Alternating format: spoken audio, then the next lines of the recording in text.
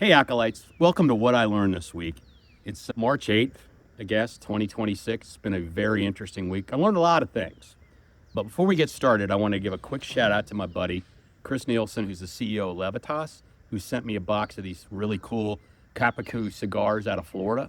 He's a pretty cool entrepreneur. And in addition to building this really cool camera, AI technology that's layered into Boston Dynamics stuff and Scottio drones, he found out I was a cigar guy and he sent me these cigars. So Chris, shout out to you. These are really good. Tell your dude that runs them next time I'm in Florida, I'm going to be hanging out at the shop and checking it out. And by the way, if you do get a chance, and I swear no one's sponsoring anything, no ads or anything, doing some deals with Chris and his company and some other really cool partners, Deus Ex, Axon, and some others. We're putting together some really cool physical AI things for some clients. Can't really talk about it in more detail, but it's really interesting. Just again, Chris, thanks for these. It meant a lot. Really enjoyed it. I think the other thing you're going to notice is my cup. This is from when my Washington football team that I grew up with was the Redskins. So I've got that. And then I want to give a shout out to Shooter McGavin. So we're heading over to Masters Week coming up on us in the next month or so. And March Madness. Oh, we got March Madness, Jack. We got March Madness coming up this week.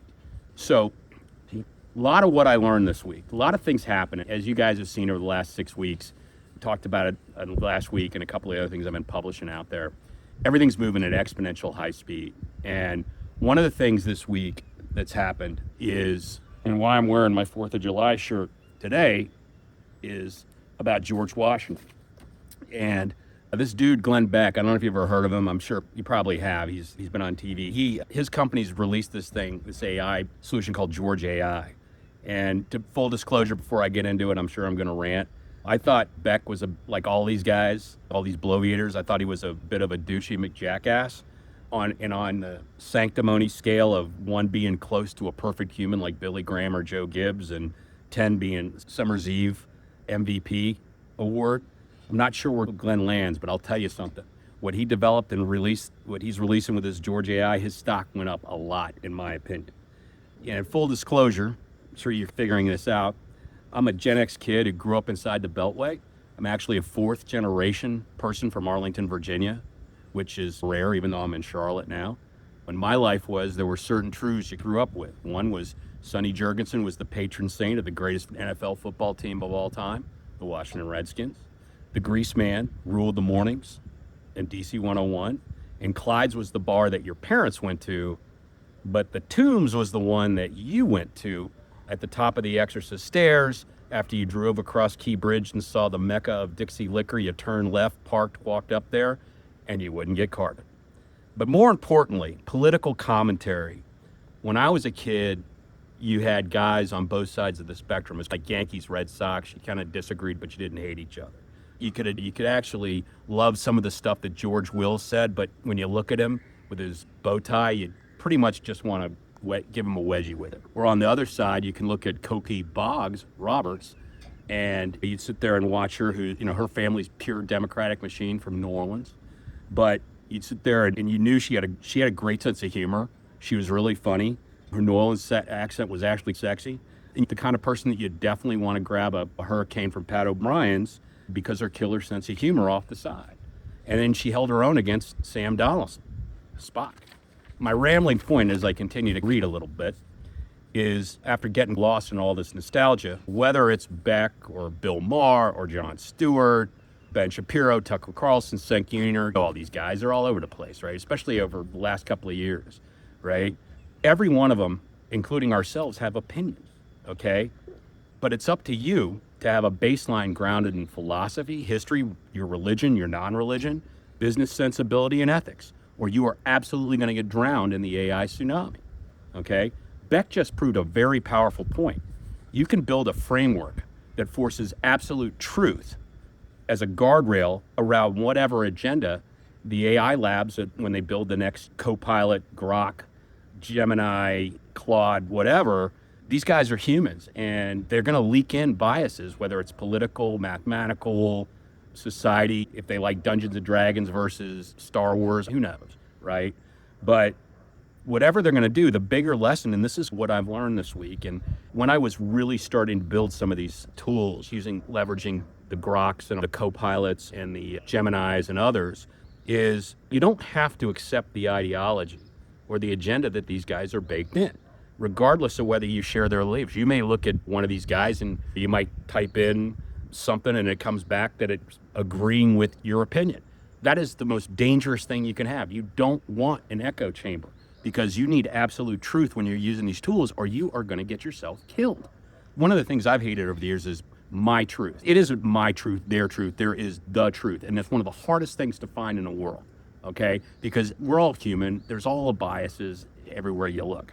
But what you got to do, and this is why I'm really thrilled about what Beck did with this George AI thing, where he's taking every document, the founders' documents like the Federalist Papers, the Constitution, a lot of the writings out of the Library of Congress, building all these things of a, I hope he's throwing in some Tom Paine in there, who to me was probably the first journalist who's, a good journalist is the asshole in the room. Thomas Paine was definitely that. Check him out. He was an interesting cat, weird. He hung out with, he was all part of the Valley Forge stuff. One of the greatest lines in American history is, "This is the time that tries men's souls." The Declaration had come out and he's sitting there and he's walking with the troops, okay? And so it's an interesting guy. But as I digress, what he did is, it's not like he's splurging propaganda. He's using these documents as guide rails to interact with it. And it was interesting when I saw it, and one of the reasons it was a eureka moment when I started getting out here and wanting to bloviate, as I saw grifters to the left of me and tech bros to the right of me and doomsayers to the whatever of me. I'll tell you, what I started to do is I wanted to make sure I could trust myself, because I didn't want an echo chamber. I didn't want to hear everything I knew. I also wanted to know what other people were thinking, because the way these tools have come is I can throw any question out the world and I can compare it to 85,000 resources immediately of anyone who's ever lived, whether somebody written something on a rock or put something on a database or written on a web page, all right?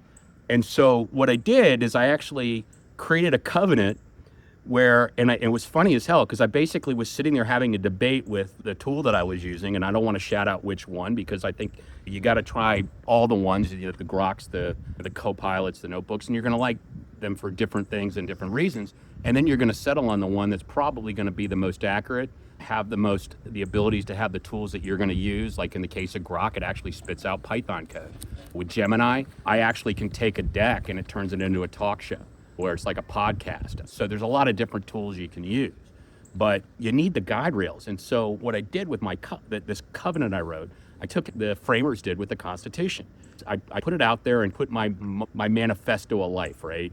Where what I want to do here is I want to roast the grifters in AI. Because I did this to protect my clients, all right? Because first and foremost, in the business I'm in and the company that I work for, it is about my clients. And it's about helping them. And I put in my manifesto of that. Yeah, I'm a Christian, so I put in some stuff around the Bible, some Bible verses, the Holy Spirit, made things were rooted. I used the Bible as one of the documents, okay? And because whether you believe in the Bible or not, there's some pretty good tips in there around morality, okay? And so I put that in there. I started to put in some other documents that were relative. I used a lot of business documents of people I respected in the business world, guys like Welch or Thomas Watson or even Musk, right? Whether you agree, these guys are alive now, but all these guys have some really interesting things to offer. So I put all that in there.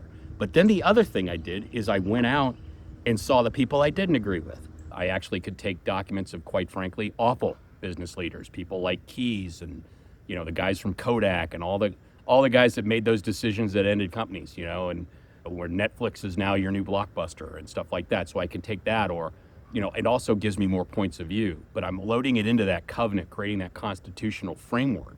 And then what I'm able to do is put it in the background of everything I create.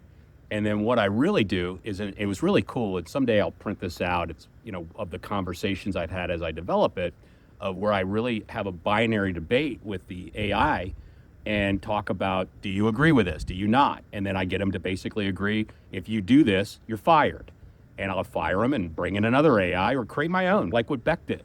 And so what it all comes down to is you, again, in this new world, you have the control, all right? You can build your own covenant, your constitution, exactly like I did with my AI partner, really. It's not outsourcing your life and decisions to your AI partner. Really sit there and have him root in, start with your North Star documents, your North Star manifesto of whatever you're trying to do, and agree on it, get the clear guide rails of it line by line, and test relentlessly.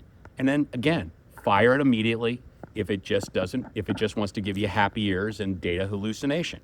Total liberal arts revenge in action. What ends up happening is it becomes your insurance policy or your true partner, like a caddy, right? If you watch the Seinfeld episode when he has the caddy, what do you think? The nice thing is, if I'm betting big on a golf course, if I'm trying to make a putt, this guy knows the break, he knows my putting stroke, he knows what I'm doing. He's a perfect caddy, okay? Or if it's a lawyer, when I'm going out to fight City Hall, or if an accountant that's trying to do the books, or even a priest, right? I've got all those guide rails in place, whether I'm doing something to make, a Trump baby memo, or if I'm creating a film, or I'm making, quite frankly, a proposal to a client, or a business plan, or a super light changing one where you're betting your job, your company, or your reputation. Ultimately, what you're looking for is absolute truth. No sugarcoating, no happy ears, no manipulation. The late Charlie Kirk, some people considered him controversial, agreed with him, not agreed with him, but one of his greatest gifts to mankind was bringing "prove me wrong" back into the lexicon. That's what you're doing here. Prove me wrong. And you're forcing the AI tool to do that. You're making him your partner so you can trust him. My own covenant policy is pretty original in how it locks AI into Bible truth and my own personal accountability. But the beautiful part is anyone can do it, because what my constitution or guardrails are going to be very different from yours. I'm using these tools for a certain thing. You guys may be using it for another certain thing. It doesn't have to look like mine, but it has to be yours. It has to be honest, and you have to build that framework and continue to iterate on finding out things like, hey, you're putting too much dashboards in, put that in there. Hey, I don't like you leaking in your opinions. Just bring me facts or you're fired. Make it very binary, because there are other tools you can use. So what you want to do is you want to build your own. It's not simple, but it is. First, you choose your North Star documents. Align on kind of what Beck did. He aligned on his North Star was the Library of Congress, the Constitution, things like that, of what would George Washington do. Start with your mission statement, support it with those documents. Then take those guardrails, condense it down to a paragraph so you have it there, and then start the conversation. We are now building a covenant. Repeat back, confirm agreement. So you have it almost, I hate to sound lawyerly, but you have it documented that, yes, I am doing that. Yes, I am doing that. Okay? Start the conversation. We are now building it. Repeat back. Like I said, keep going. And then load your data. This is where you want to get not just the documents that you agree with, but use the power of these tools to go out everywhere and find something that Sun Tzu wrote. Or for every great business leader, like a Lou Gerstner, you're going to put in a Jim Keyes or a Bernie Ebbers or something like that, so you can also know what you don't want. You know what I hate, and I don't hate this. Load that data and then test relentlessly. Ask really hard questions from multiple angles.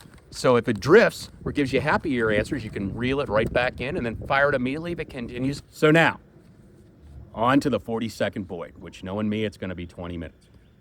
So the haircuts of this week and the Boyds of this week, my son Jack, my director, producer, and editor, loves roller coasters. He wants to build them. He wants to run an amusement park, have his own amusement park, designs them, designs the rides. That's his thing. Every kid's into their thing, whether it's checkers. My boss's son is really smart the same kind of way. He's into genetics and things like that. He's like a 40-year-old in a 15-year-old's body. So what he asked me to do is he said, hey, when you look at your haircuts and Boyds, why don't we look at the amusement park industry? And I'm like, okay, I go to amusement parks. I like roller coasters. But I did a deep dive, and it was really fascinating what's going on in the amusement park industry. So what I found out this week, and I don't know if you guys have been following the whole Six Flags drama. I grew up going to King's Dominion and Busch Gardens and Disney and Six Flags over Texas and all those places. What's happened is this week, my first nominee for Boyd is a company called Enchanted Parks, okay? Got them a haircut index of only 1.9 out of 10. It's led by this Disney vet named James Harhey, okay? He was the head of Walt Disney World Recreation. He was like a specialist in that. And what's interesting is Six Flags, right, post-merger, what happened is you had a real disaster in terms of not understanding the client, ride times, shifting mid-time their brand to who they are. So what he did is he went out and took on a fire sale and just basically oriented on the 2019 decision to spin off as a nimble operator, decided on a 40-year lease commitment with EPR, and then acted with a 60-day reopen plan, a new COO, Francine Gonzalez, immediate ride stabilization investments, no committee held, just pure Boyd speed to try and save these 6 legacy parks. Really interesting, really executing fast, doing that OODA loop thing, orienting, observing, deciding, and acting much faster than other people in the industry. And so he was able to really grab 6 parks and has a shot at really turning them around, and he's making a long-term commitment to do it. The other Boyd nominee that I'm looking at is the guy he partnered with. It's called EPR Properties. Their haircut index was 2.0 out of 10.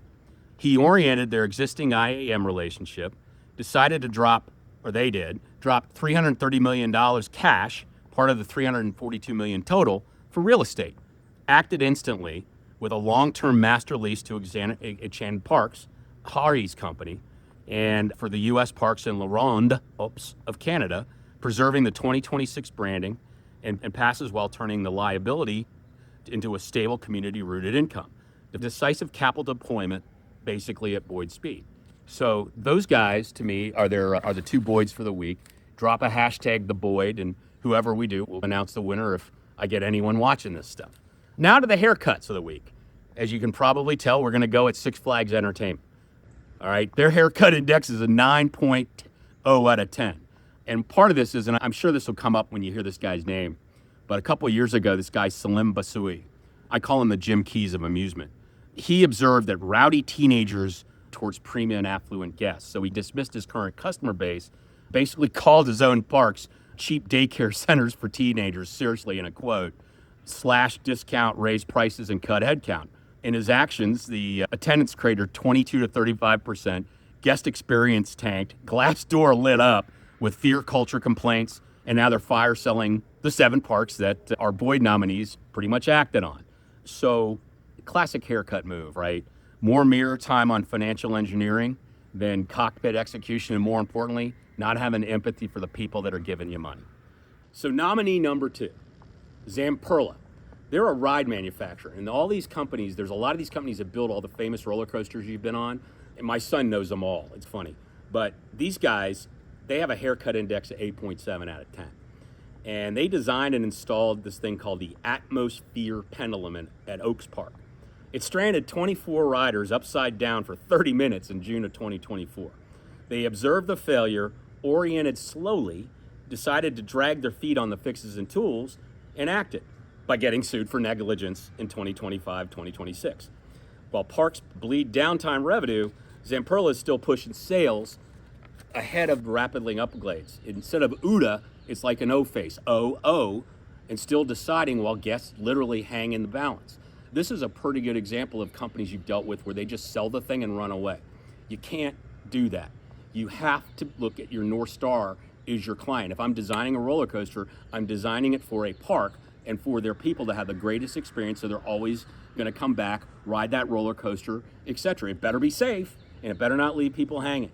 So you've got to, instead of just observing and orienting, when you figure out, oh gosh, we've got something that may be a glitch here or glitch there, you better act, because these guys are in trouble. So those 2 guys, Zamperla and Six Flags, are my haircuts of the week. Tag a feller doer who needs to see this. Again, vote haircut of the week on one of these guys, and if anyone's watching out there, we'll vote them up, tally them up, and somebody gets the Golden Cone Award. So anyways, I know I've rambled a lot. It's been a very busy week. As you see, this AI thing is moving in exponential paces. Decisions are being made faster than you've ever thought before. I've never seen anything like this in business. You look back at, we referred to the Gilded Age with the Carnegies and the Rockefellers and all those guys. Those guys OODA'd in years, and now you got people OODAing in like minutes, and it can kill you. Okay, again, Netflix and Blockbuster. Took a decade. Now you're going to see a lot of this stuff fall out in the great inversion. People are worried about their jobs, all this doom and gloom about white-collar jobs going away. You've got to OODA quickly, learn ontology, and you're not only going to survive this inversion and bite through it, you're going to actually thrive, and you're going to be offering things that people haven't even thought of. They're not going to look at your pedigree. They're not going to look at where you went to college or what your title is. They're going to really look at what can you do? Do you understand this new economy? And it's going to crush a lot of the bureaucracy, so everyone's going to be really held accountable. Make sure you prepare yourself for that, because it's really the opportunity to thrive and survive. In the words of the great football coach John Schumann, grind now and shine later.